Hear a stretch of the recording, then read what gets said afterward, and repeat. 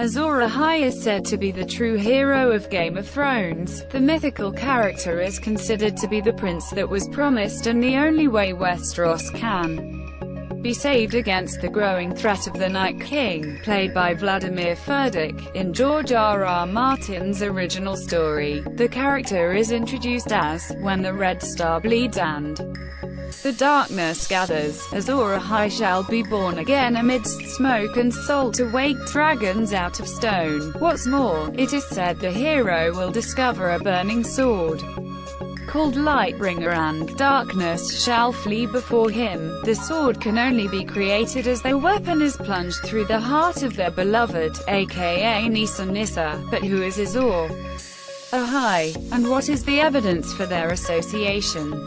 Jon Snow. Kit Harington's beloved character has long been associated with Game of Thrones. Azor Ahai, the king in the north, was said to be born under a burning star when he entered the world in the Tower of Joy, which was surrounded by bleeding members of House Dane, who have swords forged from a fallen star. What's more, he has now been confirmed as having blood from both House Targaryen and House Stark, meaning he is quite literally of ice and fire. Previously in the series, Jon Snow chose his Night's Watch duties over his love for Ygritte, played by Rose Leslie, seemingly sacrificing his true love, Nissa, who later died as a result of his decision. His connection to physical dragons hasn't yet been determined yet, as Jon doesn't know his true heritage, but he has seemingly tamed the human representation of the beast. Daenerys Targaryen, Emilia Clarke. Jon undoubtedly looks the strongest candidate so far, but there are others who could challenge him for the title. Daenerys Targaryen. Many thought Azor Ahai would have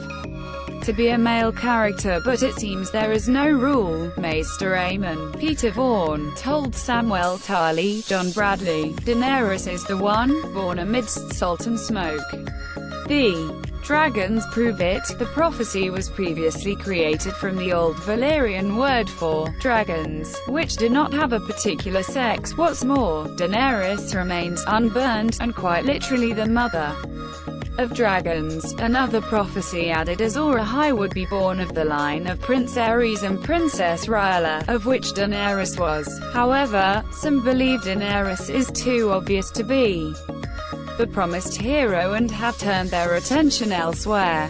Jaime Lannister. Jaime Nikolai Coster-Waldau would certainly make for a left-field choice as Game of Thrones. Azor Ahai, the Kingslayer, is conveniently in love with Cersei Lannister, Lena Headey, who should probably die in Season 8, with Nissa seemingly obvious. The rest of the Azor Ahai could potentially be set in stone. A theory has been floating around for some time suggesting Jaime is actually of Targaryen descent.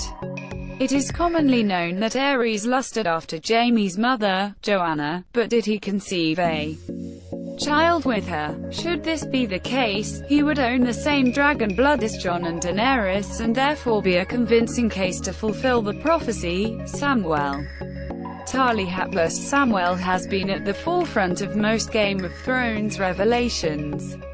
The lovable character recently discovered Jon's heritage and has actually killed a White before, following several key discoveries. Could he actually be Azor Ahai as well? While the birthing theories seem to be loosely connected to the prophecy, the Nissa element is convincing.